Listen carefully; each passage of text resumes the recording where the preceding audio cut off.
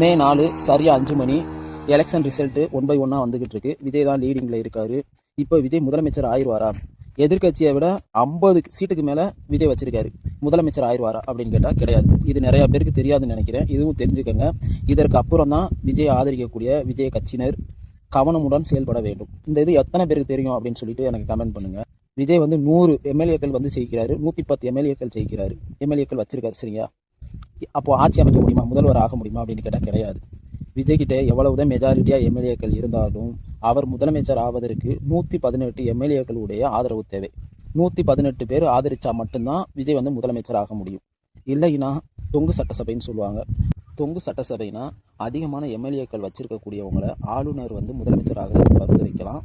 அதன்படி அவங்க முதலமைச்சர் ஆகலாம். இல்லைன்னா அதிக எம்எல்ஏக்கள் வச்சிருக்கிறவங்க இல்லை மற்ற எம்எல்ஏக்கள் இருக்கக்கூடிய கட்சியினர் பெரும்பான்மையை நிரூபிக்கிறதுக்காக மற்ற எம்எல்ஏக்களை எதிர்கட்சியில் இருக்கிற எம்எல்ஏக்களை தன்னுடைய கட்சிக்கு கூப்பிடலாம். அதன்படி பெரும்பான்மையை நிரூபித்து முதலமைச்சர் ஆகலாம். 118 எம்எல்ஏக்கள் இருந்தால்தான் முதலமைச்சர் ஆக முடியும். இல்லைன்னா அது தொங்கு சட்டசபைன்னு சொல்லுவாங்க. சரியா? இப்போ மெஜாரிட்டியாக நம்ம தான் இருக்கோம். இப்போ 100 எம்எல்ஏக்கள் நம்மகிட்ட தான் இருக்காங்க. மற்ற கட்சியில் 60 70 தான் இருக்காங்க.